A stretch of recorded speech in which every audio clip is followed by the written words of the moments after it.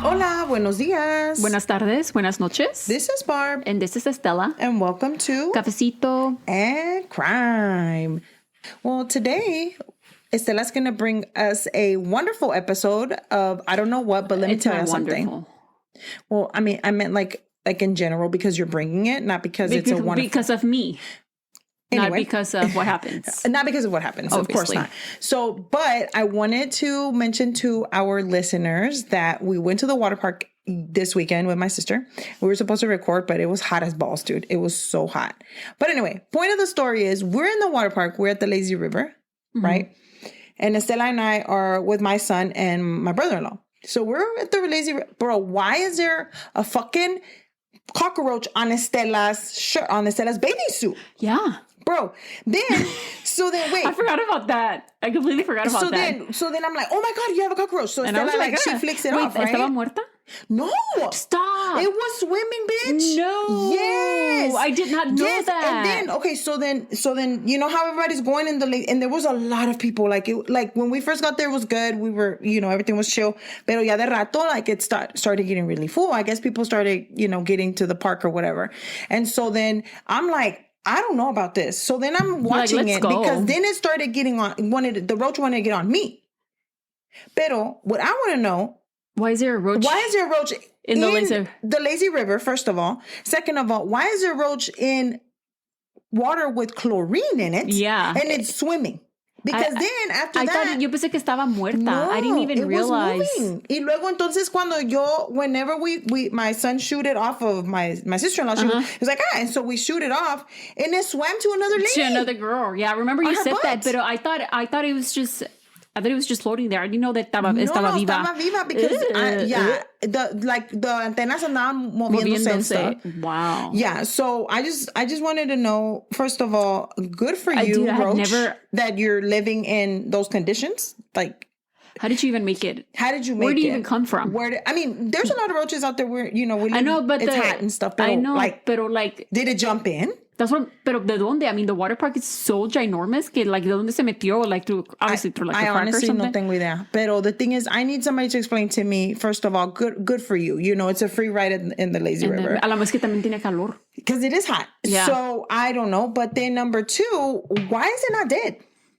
Like, I need explanations. Maybe it lived there, like he mutated and he can handle chlorine. I don't know. But, they do say that when we all die, lo único que van a quedar son las roaches. And they say that they can survive up to 3 weeks without their heads. So, maybe that's one of those situations. Que el chlorine no les hace nada. Maybe. I wouldn't be surprised. But it makes my hair feel gross, so... Chlorine? Yeah. Oh, yeah. My hair is fried. After I showered, también como que, it still feels like the texture. No, parece como straw, como pinche Yeah, a little escoba, bit for some reason. Like I needed to shampoo a couple of times instead of just, one time. Yeah, and it's like you feel like you still smell like chlorine even though you really don't anymore. But we had a good time. It was very chill. Yeah. It was good. But then after a while, it started getting too full to where you were hitting everybody's ass with your floaty. Like it wasn't a lazy river. It's like you weren't moving. You were just, it's time to go. Let's go. Time to go. It was like stationary river. Like it wasn't a lazy river. It was like you're stationary, bitch. Like you're not going anywhere. ¿Te quemaste? Me quemé. And I was telling Stella right now because I don't understand why I literally felt like a bus had ran over me. No, it was weird. It was weird and unnecessary because I don't think that it was necessary. Because we went last year, but I don't remember last year being this tired. Because I was just telling Barbie after, I got home and I was going to shower, like, nomás estaba parada in the shower, like, I couldn't even fucking move. I was like, no. And I was probably one of the only ones of all of us that was reapplying. Like, I was reapplying because I didn't want to get, like, a burn. I feel like we were all reapplying. No, but, like, I literally, every time I would walk by, I would reapply. But then I still got burned. Like how? Yeah, because I remember a couple of times, like we would reapply, luego nos fuimos a meter al de ese without it even letting it sink into our skin. I wonder if you have to let it dry. But I think so, like 15 that's not minutes. On the instructions. I'm just saying. Read it. It's probably in the little I'm direction. Just saying. No, you have to read the back of the bottle, like the actual directions that are like this big. I don't know. Es que luego your glasses aren't working very well, so a lo mejor. Pero bien pendeja, estúpida. Is it a lie? First of all. Second of all, it's not a lie because they're dirty. Mm-hmm. But what I don't understand is because I didn't burn like all over. I burned in pieces. Like I have a piece of a burn right here and then a piece over here on my arm. Mine was just in my shoulders. Yeah, pero like it wasn't like my whole shoulder. It was one part of my shoulder, you know? Me too. Isn't it weird? It went away though, ya no se me. But you know what my daughter did say, which made sense, was that when we were on the floaty, because we were getting our backs. We were like getting our backs, instead of like actually sitting, like when we were going through the whitewater rafting, instead of being that way throughout the whole Easy River, we were like, you know. Yeah, but anyway. I don't think that the roach made it to the whitewater rafting. I don't know. That was a weird experience. That was really weird. I literally thought it was just dead. I didn't know. No. The thing was swimming, because even my son was like, Mom, it's still moving. And I said, yes, it is moving. Ew. Yeah. So, because even if that, then why wouldn't it sunk if or floated away like, you know? Pero andaba dentro del agua, dude, like she was having a good time. I mean, like, it's hot outside. It's hot everywhere. So. Yeah. And, but yeah. He's like, this is who I am now. This is my personality. Now I am. Michael Phelps the roach. Yeah. Yeah. I mean, it Chlorine roach. It was pretty intense. Like she was having a good time. I mean, good for her. Yeah. At least somebody knows how to swim. Yeah. Because I mean, it was a good experience. We had a good time, but man, I'm telling you, it was so hot. It was so hot. And we got good seats and everything. But I mean, I just don't understand. It was just so fucking hot. Like it was burning. You know, so I'm sure it's burning everywhere. Yeah, too. I hope everybody's having a good summer. So, what did you have for us today, sister? Okay, so for today's case, we are going to. I think we've been to Wisconsin, but I don't think we've been to Milwaukee. I think we have because I talked about cheese. Yeah, but not to Milwaukee. I don't think Milwaukee, so. But yeah. So we're going to Milwaukee, Wisconsin today. So if you'd like to listen to this wonderful story, that is not wonderful, but it's good because Estela's saying it, grab your cafecitos. And let's get started. Now, the fun, random, interesting fact about Milwaukee is that the brand Carmex, you know Carmex, right? The shit that you get addicted to? No, Carmex? Like the yellow stuff? Yeah. Oh, okay, yeah. Okay. Well, you know, the lip balm stuff. Yeah, the lip balm. It was created in Milwaukee. No. Yeah. Really? In 1937. Wait. Espérate. 1937. 1937. That's around when my grandpa was born, dude. Wow. 1937. Yeah. Okay. Like after the Great Depression and stuff. Yeah. Alfred Wolbing started experimenting in his own kitchen to create a lip balm that would relieve his cold sores. So when he created the balm, he then hand poured it into jars and would sell them one by one, like out of his trunk of his car to pharmacies. Oh, so he would sell. Okay. Yeah. And that's how he started. That's awesome. Yeah. And then the facility where Carmex is produced today is in Milwaukee. It's in a Milwaukee suburb. So it's still within, the area. Cool. And Alfred Wolbing actually died in 2001 and he was 100. Wow. Good for him.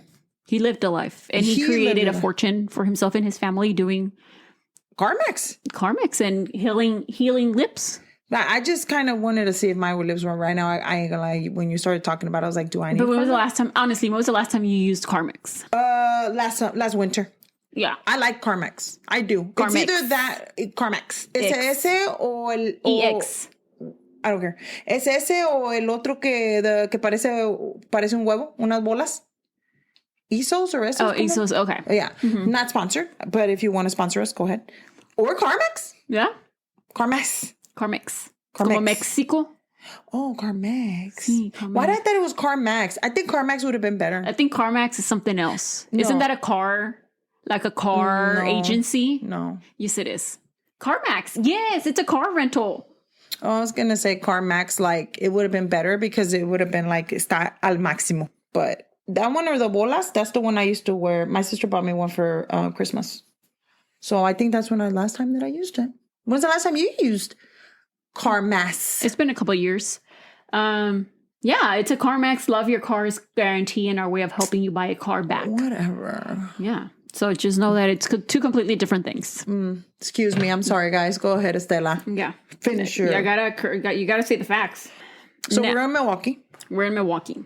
And today's case is about Loren High. And... Like hi, hello, or... Yeah, like high, like up high. Oh, okay. Yeah. And he He was very young. He was only 28. His name was Loren? Loren, Loren. Interesting. Okay. Yeah. I never said.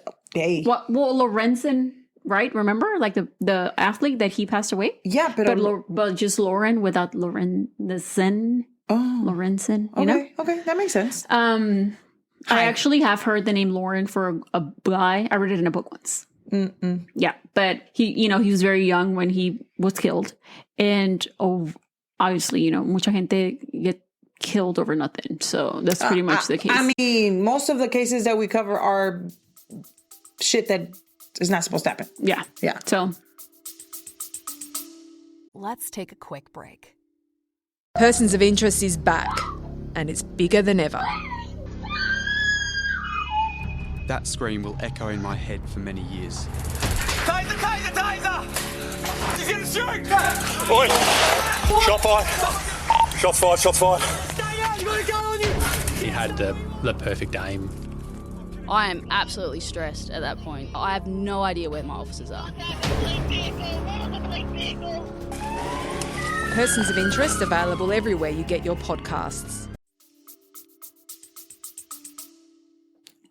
Loren High was born on April 20th of 1988. Which makes him a Taurus. Yep, because isn't Taurus season like the 21st? I mean, begins.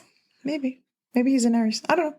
I'm not thinking that hard. Go ahead. It's because I have an itch in my forehead. I mean, in my head. In my cabeza. And I creo que tú pensabas que I was thinking about it, but I wasn't. I was like, was you thinking about it? I had an itch. Because el sol, pues, me quemé la frentota que you tengo. had a hat. I know, but I don't know. I'm still dry. I don't know. Okay, luego. It's your eczema. Probably. He was born on April 20th, 1988 in Milwaukee, Wisconsin to parents Daphne Mason and Leslie High. He was raised as an only child by his mom, Daphne, and his grandmother, Ruby Mason Meeks, in Milwaukee. So his dad, I don't believe that his dad was in the picture at all because he was raised by his mom. Mm-hmm. So his mom and grandma made sure that he was raised with high principles and morals. And Loren, as he was growing up, he attended Sunday school and was part of the children's choir. He also served as the junior usher board. He also served on the junior usher board at St. Matthew CME Church. Not to be confused with Usher Raymond. No. Okay. Do you know what an usher was in a church? Yes. Okay. I wasn't, apparently a junior usher on the board. Mm-hmm. Like their purpose is to just, kind of be of service to the congregation as they're, worshiping and stuff. Yeah. No. Sí, porque mi abuelita, I was all up in that. Yeah. So when he was 10 years old, he met a good friend of his, Curtis Peterson. Mm-hmm. And I'm not really sure where they met. I don't know if it was at school. I don't know if it was at church, but they met when they were both 10. And then since then, they were friends up until he passed away, until Loren passed away. Cuando Loren tenía 18 años, his mom, Daphne, died of a sudden heart attack. Aww. And he, of course, took it extremely hard. His mom was the one that raised him and was always there because his dad wasn't in the picture. Y pues su abuelita, his abuelita was older, he was already older. He was 18. Yeah, se podía cuidar solo. Se podía cuidar, sí. O sea, ya según, because of the American standards, he was an adult, but he wasn't an adult, Right, because you're... At 18, ¿qué sabes? Nada. Apenas te sabes limpiar la cola y bañarte bien. No te sabes bañar bien. A veces no te pones desodorante, because my nephew sometimes no se pone desodorante. And he's older than 18. Yeah. But you still need guidance, you still need your mom, especially since definitely at like that if you age. have any questions, a lot of people don't have that luxury, pero hay gente que they need their mom, So according to Curtis, el amigo de Loren, after his mom passed away, like after his loss of his mom, he was never the same. And in the years that followed, he would go into like very depressive state around the anniversary of her death. And the loss of his mom como que le dejó un vacío bien grande en su corazón. Pobrecito. And that he always tried to fill that with women. Oh, well, yeah. At 18, yeah. Yeah. Mm-hmm. So Loren became known as a ladies' man. He was a ladies' man. Ladies' man. He was young. He was good looking. He was charming. He was a smooth talker. ¿Qué más quieres? ¿Qué más quieres? Certified ladies' man. Ladies' man. Pero se quedaba con su abuelita. Su abuelita lo cuidaba. Well, no. He was already older. Yeah. But sí, he was going he would go and stay with his grandma and stuff. His grandma was still, what I'm trying to say is que todavía she was in his life and stuff. Yeah. Oh, okay, yeah. okay. Uh-huh. He was always talking to someone, or he was always dating someone, even dating multiple women at the same time. And in his early... player. Truly. And in his early 20s, he met and began dating Natasha Bent. Oh, I like the name, Natasha. Natasha Bent. Natasha was a nice young woman and was described as a good influence on Loren. And by the time he was in his mid-20s, he was a father of 2. Con Natasha. ¿Con Natasha? Sí, con Natasha. La madre. ¿Andaban rápido estos? It doesn't matter. We start early. That's okay. Yeah. But it just took a turn. I thought we were going to be like, no, pues, because he was a player. So I don't know. I guess that's Well, he was still playing. Oh, okay. So le valió madre que he had kids. Yeah, he had him with Natasha. Now, he was a good father. He was a great father. And he loved his 2 girls very much. And one of them was even named after his mom, Daphne. Oh. He would make sure he tucked... One of his friends said that he would make sure that he would tuck the girls into bed, read them books. He would pray with them. Aww. And he was trying his best. Yes, and he was trying to instill the values que su mami, su abuelita instilled in him into his girls. Mm-hmm. Now, while he was a good father to his children, he was not the best partner to Natasha. Well, no, I mean, because it's separation. Yeah, it's 2 different things. 2 different things. Loren lived like a bachelor. O él andaba en el pedo, el compa. He liked going out often y doing his thing, possibly talking to other women, entertaining other women that weren't Natasha. And this caused him and Natasha to separate. So the couple did manage to, keep things nice. Cordial for the girls. For the girls, yeah. So no había beef. They were fine. Yeah. I mean, no eran besties, pero tampoco estaban peleados. No se rayaban la madre and shit. They didn't make shit worse because they hated each other and then just put the girls in between that. They were like, no, we're going to do this for the girls. As everybody should. Exactly. Because it's not the kid's fault. Nope. In 2015, Loren began dating Porsche Humphrey. And like Loren, Porsche was also known as a smooth talker, así igualito que él. Entonces se topó como quien dice con alguien igual que él. But Porsche came off very confident and very put together. Yeah. Porsche también, she didn't have the best upbringing. She, like Loren, was born in Milwaukee. And when she was a child, her mom killed her dad. What? And her mom went to prison.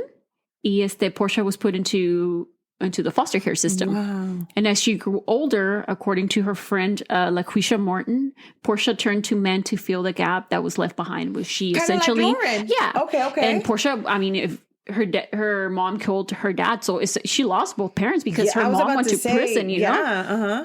So like you just said, she had that in common with Loren, that loss and turning to others for love, So when she was in her teens, she began dating a man with whom she'd ended up having 4 kids with. But the couple eventually separated.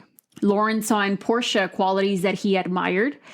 She was a good mom. Her kids were well taken care of. She provided a good home for them. And in Porsche, también he saw the types of values that he was raised with.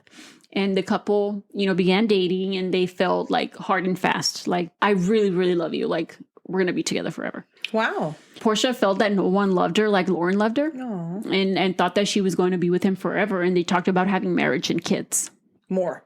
So at this point, she has 4 and he has 2. So ya son 6, pero they wanted more. Okay. Como la movie Blended. Blended, yeah. So, obviously, I guess, I don't know how far or how long the honeymoon stage lasts. Yeah. But everything was going well with the couple up until like a year and a half later.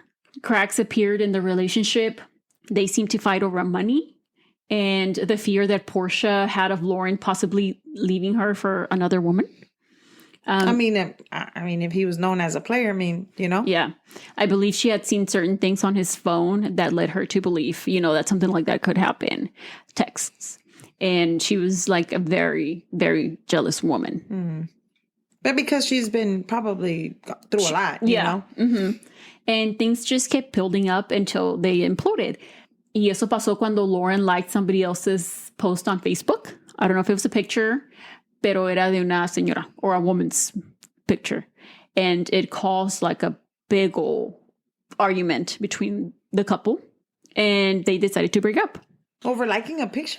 I think it was just like a buildup of a lot of things. Oh, You know, okay. you're always liking girls' pictures. You're always, I had already seen that stuff on his phone, The text. Yeah, the text.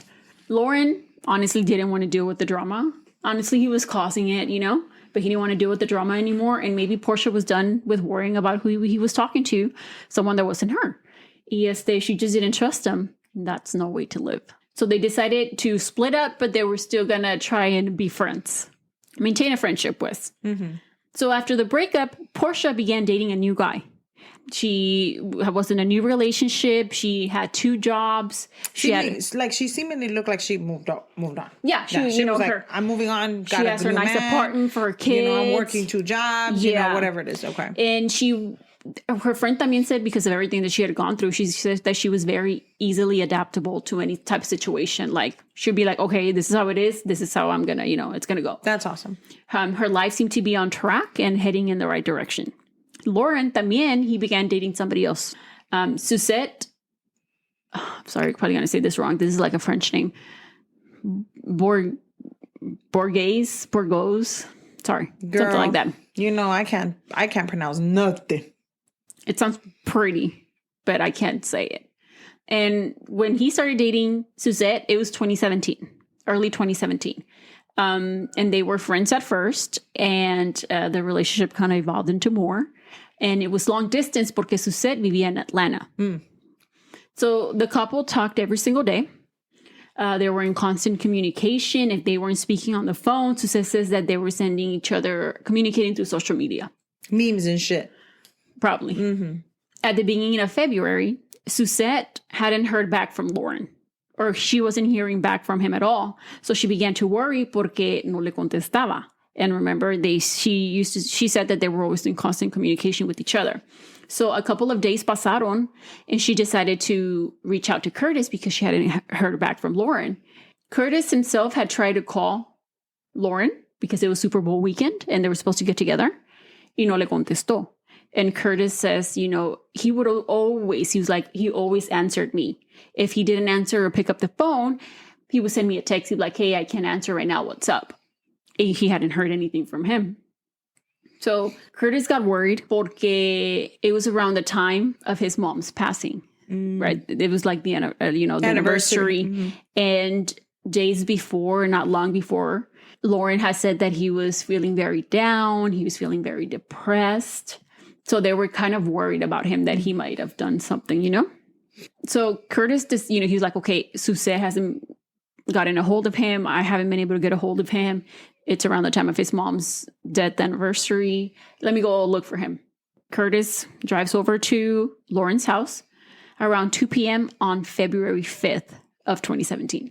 So he knocked on his door, knock, knock, knock, y nada. No answer. So he decided to go around the back door. Y le tocó también, and nothing. So se regresa para el frente, and then he manages to kind of break in or let himself in into the front door. Y se mete. Quebró como la chapa para meterse. Ajá, yeah, okay. Something. So he says that when he walked in, it was super dark and it was really cold, which later was actually 47 degrees inside the house. Oh, wow. But it was Super Bowl, so it was around February. So in Milwaukee, it must be cold, right? Yeah. It was fucking freezing. Okay. And he was calling out for Loren, and he was making his way to the kitchen, looking around. And he says that that's when he noticed that Loren was lying face down on the floor. Oh. And Curtis dice that he felt like a sense of relief because he was like, he looked like he was just drunk, passed out. He was like, okay, cool. He's there. He's here. He's just drunk, passed out. Let me wake him up. So dice que le jaló, he pulled on his ankle. And he tried to shake it, and he noticed how stiff it was. Y que he was really cold. So he said that as soon as he realized how stiff it was, that he realized that he wasn't alive. So he knew it. He knew, And then, so he decided to call the police. And like I said earlier, Loren was 28. He was really young. Now, Curtis initially thought that Loren had committed suicide. Oh. As I mentioned earlier, it was around the time of his mom's death. Do you think that it was because he was depressed, or because he saw something in the... Because of what Loren had been telling them a couple of days before. Yeah. Mm-hmm. Not necessarily because he saw something in the house when he walked in, right? No. Oh, okay. So when Curtis called the police, that's what he told him. He was like, I think my friend committed suicide. I found him. So that's what the police were expecting to kind of the type of scene that we're going to kind of walk into cuando iban a llegar a la casa. But they soon found out that was not the case because Loren had a lot of blood in the front of his t-shirt. And they could see that it was due to a gunshot wound on his chest. Oh, wow. Okay. And after searching around, they were like, okay, so did somebody shoot him? What happened? Where's the gun? But no encontraron nada en la casa. So they were like, was it a robbery? But then after looking more around the house, nothing seemed to be out of place. There was no forced entry. So that was immediately ruled out because nothing looked like it had been missing or fucked with. Detectives managed to catch a break right away because in the living room on the couch, they found a piece of glass that had some type of white residue, a clear Ziploc bag, and a razor blade. Oh. They also could see a fingerprint on the glass. So they sent that out for testing to possibly get an idea of whom it could belong to. Like the fingerprint or something. Yes. Okay. But that's going to take some time, Yeah, definitely. They also found Loren's phone right next to him. It was by his foot, I believe. So nobody, they weren't robbing him. Right. Okay. But it had a passcode. So that also gets sent out to get processed. But again, that's also going to take time. To see, they wanted to search through the phone to see who had he been in communication with before. Obviously, he was murdered. Yeah. I wonder if they try to open it before they send it off. I'm sure. Because if you look at, where the hands are dirty, you could see where they've been pressing. You could probably find the number. I mean, not that I've looked at my husband's phone like that. That's what I was like, what are you talking about? Don't worry about me. What I'm saying is I wonder if they were let's see if we can figure it out, or do they just automatically, they don't touch it because of maybe it's evidence. That's true. Okay. Yeah. That makes sense. I mean, not that I would know because I've tried it before. No. Or killed somebody, so I don't know. I have no idea. Mm-mm. Detectives, obviously, Curtis está ahí cuando llega la policía, so detectives speak to Curtis. They speak to him, yeah. And he tells them that they kind of talk to him, and Curtis tells him who Loren hangs out with, and that he is dating Suzette. And he says that he pretty much stayed out of trouble, que any trouble that he had in his personal life was mostly involving drama with women he was speaking to or dating. So that he didn't really, there was no enemies or anything. Right, that he knew of, yes. As far as he knew, Loren was not a drug dealer, no le debía dinero a nadie, and he lived a pretty straight life, he says that he did it, as far as he knew, dice que he didn't do any hard drugs. He only smoked weed. He was like, as far as I know, he only did weed. Did weed? No, pues sí. He only did weed. Oh, smoked weed. He also told police that Loren did own a gun. Oh, okay. It was a .40 caliber gun, and after searching the home, they came up empty. So it was gone. It was missing. So oh, wow. They were like, okay, that's possibly the murder weapon. Yeah, right. Uh-huh. Now, detectives get a hold of Suzette y hablan con ella. And she tells him about her relationship with Loren, and that it's a long distance and how they were in constant communication. She's not there. She's in Atlanta. Right. Okay. She also goes on to tell them about the last time she spoke to Loren, which was on February 1st. Y te acuerdas, he was found on February 5th. Yeah, so 4 días. Yeah. And she says that the communication stopped at around 6 or 7 p.m. on that day, but before they stopped communicating. Not communicating. Yeah, she communicating. Before they stopped communicating, Loren told Suzette that he had been feeling down and depressed. Oh, también le dijo. Yes. And when she didn't hear back from him for about 2-3 days, that's when she called Curtis. And then that's when Curtis went over, So then that happened. So she kind of was already thinking about a little bit something was going on because of what he had said. Oh, right. Okay. Yes. Suzette also told police that while Loren was feeling down and, feeling some type of way because it was, back to his mom's, he was also kind of feeling down because he was dealing with drama, having issues with Porsche. With his baby mom. With his girlfriend. Oh, not the baby mom. Ex-girlfriend. The ex-girlfriend. Okay. So she goes on to explain to the police who Porsche was. An ex-girlfriend whom he just couldn't shake. Y que was still hanging around causing problems. According to Suzette, whenever Loren mentioned Porsche, it was always something about mean or fucked up that she either said or did.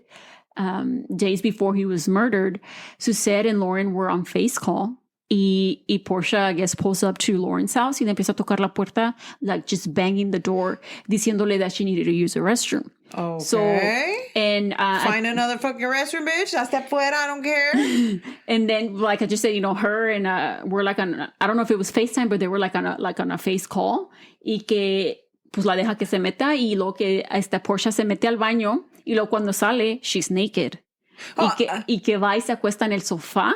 Y que ahí se queda. While Loren and Suzette were on the phone. Because that's his girlfriend. Like, what the fuck? This bitch sounds like shit. She tells him all kind of stuff that she would do, stuff like that.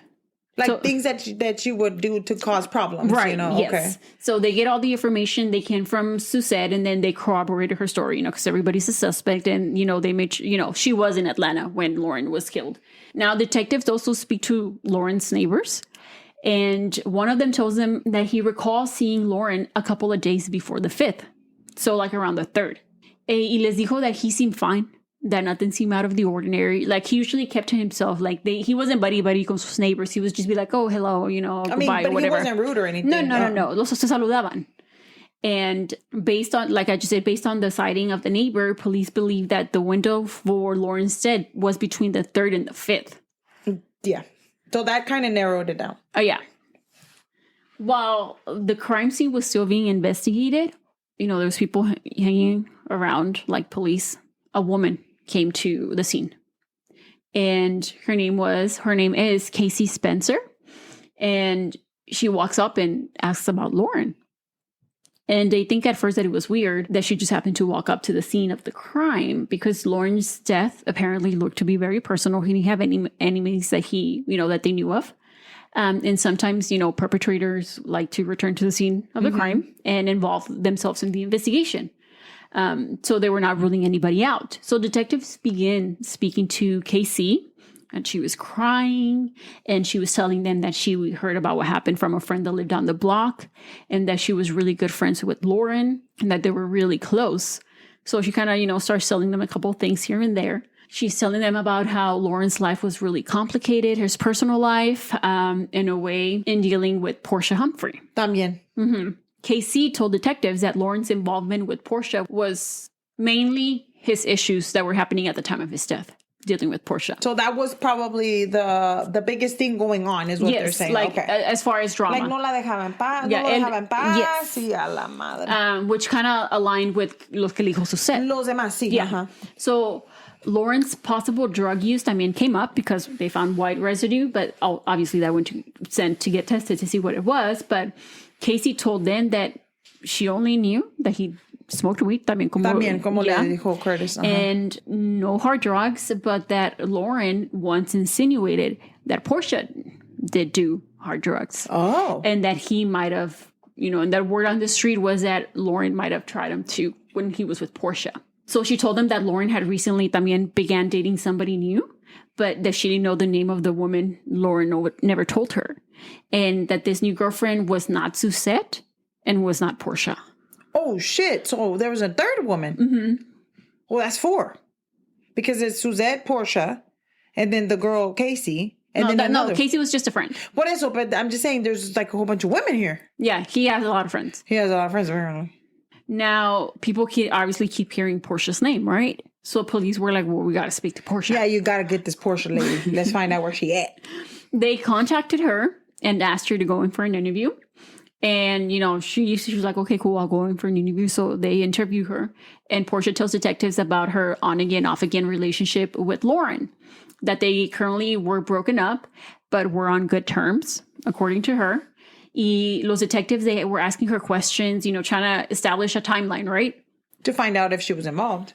Right. When was the last time she spoke to him and stuff like that? But before they even get a chance to ask her any questions in regards to that, she started pulling out receipts. From where? Her purse of where she had been on February 1st. Oh. Like a paper trail. Oh, she was trying to go to Ibotta and get some cash back?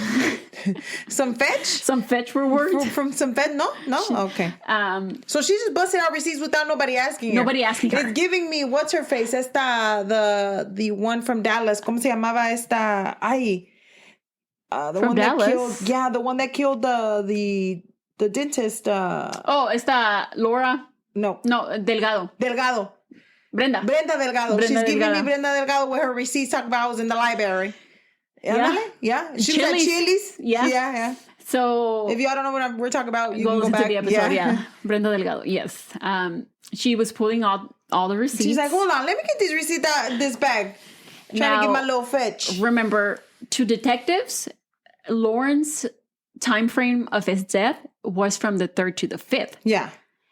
And Porsche was pulling out receipts from February 1st. But Porsche didn't know that they had a timeline. Because of somebody that had seen him, like the neighbor. Right. Yeah. So okay. she thought that they were going to ask her where she was on the 1st. Oh, okay. But it'd be like, bro, we're here to ask you from the 3rd to the 5th, not the 1st. Like, what are you talking about? I would have let her. I'd be like, a ver, ¿qué más traes ahí? Pues la dejaron, pues. La dejaron. A ver, ¿qué más? ¿No traes un dulce? And they became, obviously, not just suspicious because you're pulling out all these fucking receipts for a date that we haven't even asked you about. Like just no reason. Yeah. Like no reason. Let me get your receipt out. Let me make sure you see the receipts first. She was giving too many details. You're over explaining yourself when, not necessary. Yeah. Mm-hmm. When they asked about, be like, hey, this was found in his apartment, What do you think the this white is? residue, the white residue found in Loren's home. She said that she didn't know anything about it and that she hadn't been over to Loren's in weeks. In weeks. Okay. Adding to that suspicion that they already had for Porsche was the fact that she changed her story when was asked if she ever handled Loren's gun. So she says that she handled it a couple of weeks ago, but mid-interview, she changes her mind and says that no, that she didn't handle his gun. It's because she had forgot. And that she never touched it. Oh, it's because she had forgot. She said a couple of weeks, but it wasn't weeks. Se le olvidó a la pobre. Yeah. She thought maybe it was last year. Yeah, maybe. So the police, they were like, this is enough to arrest her on obstruction. Because, bro, why are you lying? There's no reason for you to lie, boo-boo. I know it's July, but you don't need to July, No. So they arrest her and they take possession of her belongings, of course. When she walked up there, she had her purse. Y se la quitaron. With all the recibos. Detectives also got a warrant for her apartment and went to search it the very next day, which was on the 7th, February. Okay. When they got there, they were met with Portia's sister. And she told them that on February 2nd, Portia was acting very depressed and very upset porque someone had contacted her and told her that Loren had been shot and was at the hospital. Not the hospital. On the 2nd. That makes no sense. Nobody knew the real timeline, right? Yeah. So she was now prime suspect. I think so.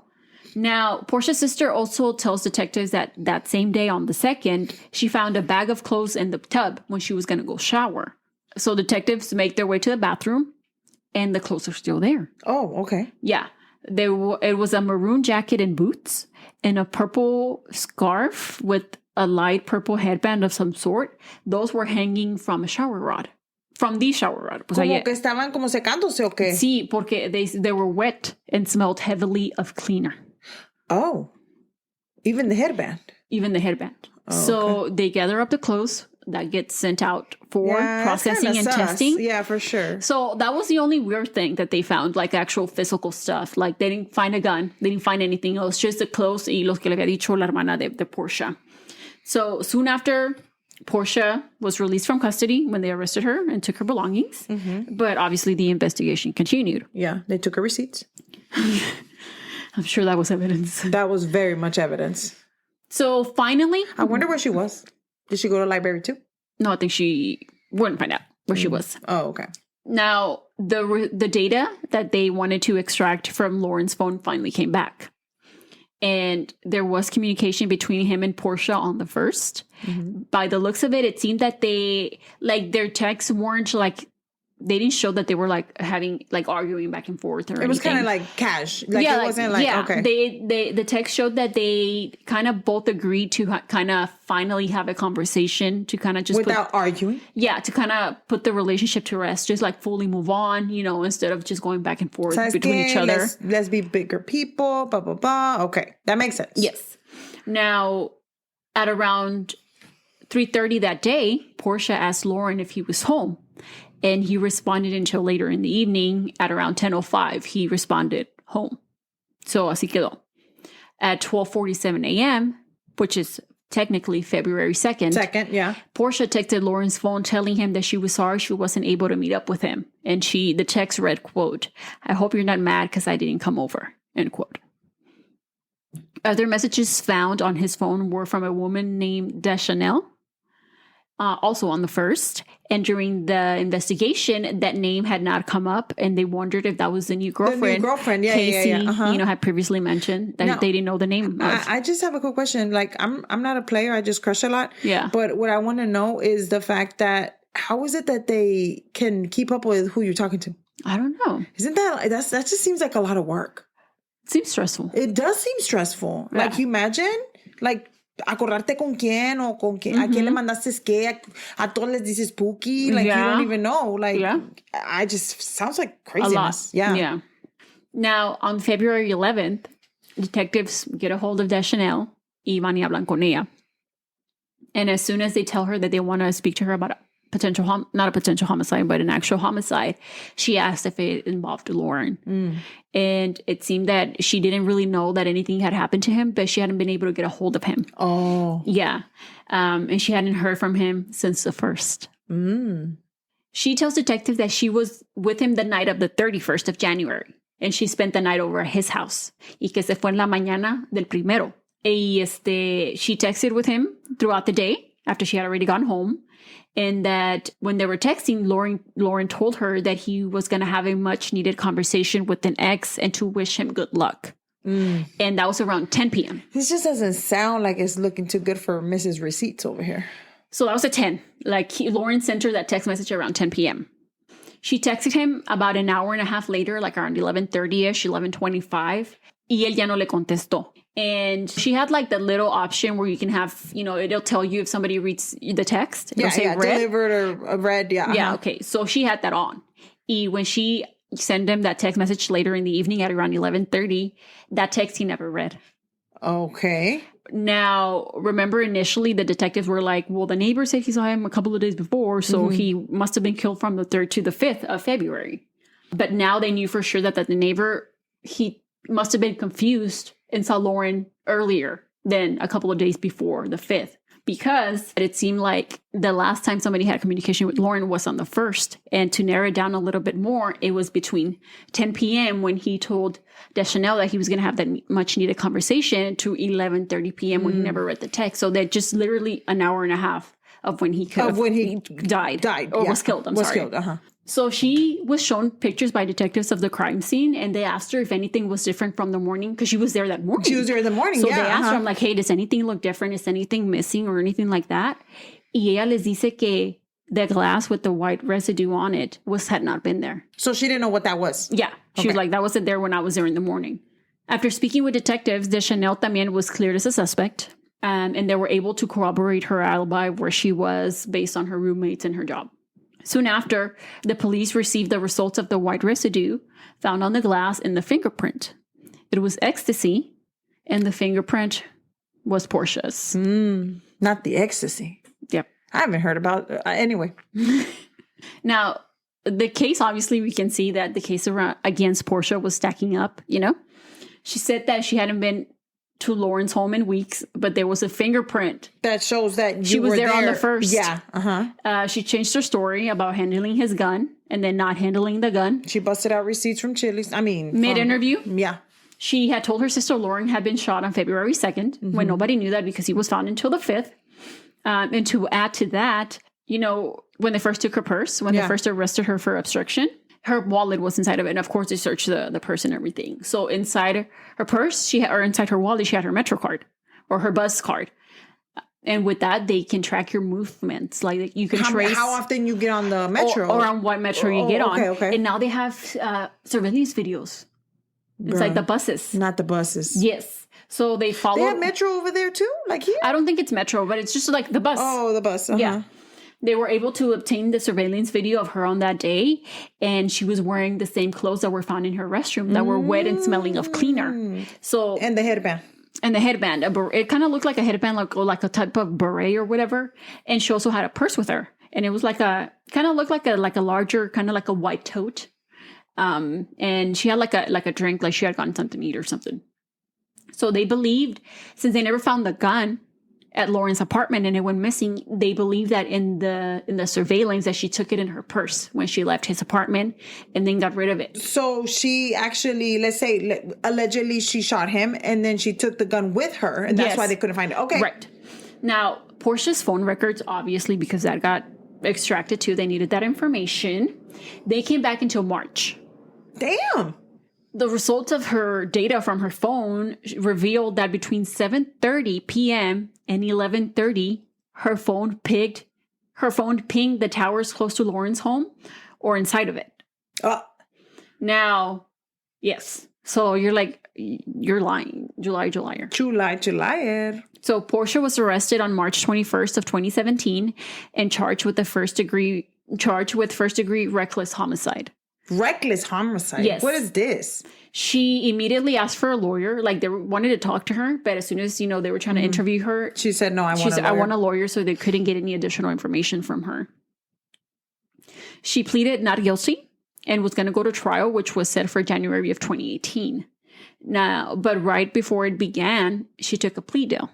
If she pleaded guilty, the charges would be downgraded to second-degree reckless homicide, and the maximum penalties for that were $100,000 and 25 years in prison. But why reckless homicide? What is that? Hold on. At her sentencing hearing, prosecutors present all the evidence against Porsche, and it all pointed to her being the day of the first, right? Yes, she was there, but did she shoot him? Yeah. They never found a gun. Exactly. Yeah, So did she shoot him? I don't know. To that point, no one knew what actually happened. Did they fight? Loren didn't have any defensive wounds. He lived in a duplex. Nobody heard anything that night. Oh, yeah, because he got found a few days later, so... No, but if they fought that night. Yeah, that's what I'm saying. If they fought, somebody would have hurt something. Right, and if be she like, had shot him or something, if they were arguing, they were like, wait, so did she get angry? Because obviously they were going to have this conversation. Maybe he was going to finally break up with her and she didn't like that, so she shot him. Like, obviously they're... Boo-boo, there's so many more fish out there in the sea. I'm going to need you to leave it alone. Now, Porsche's defense attorney stated at the sentencing that according to Porsche, she was over at Loren's. Okay. That day. And that they were both intoxicated. Y que él sacó su pistola and they were talking about how to handle a gun. Y que she took his gun and showed her how to use it. And that when she was grabbing it, she shot him. She mishandled the gun and shot him in the chest accidentally. That makes no sense. That was her story. But how do you prove that didn't happen? I don't know, but I would be a bad detective because I'd be like, no, you're lying. Next. Obviously, we know she's lying. Yeah, right. obviously. Nobody believes that. No. But what can you prove? Well, I mean, I can prove, first of all.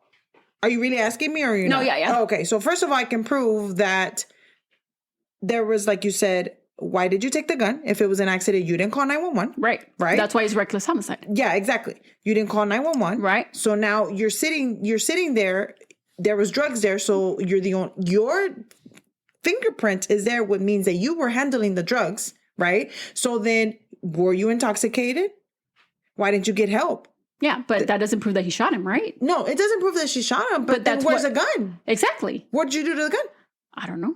That's what I'm saying. But like, I would be like, okay, well, we need to find... Well, yeah, she took a plea deal. That's the whole thing, right? Yeah, okay. So she pleaded guilty to second-degree reckless homicide. Yeah. So that was that. But that was her explanation of what happened that night.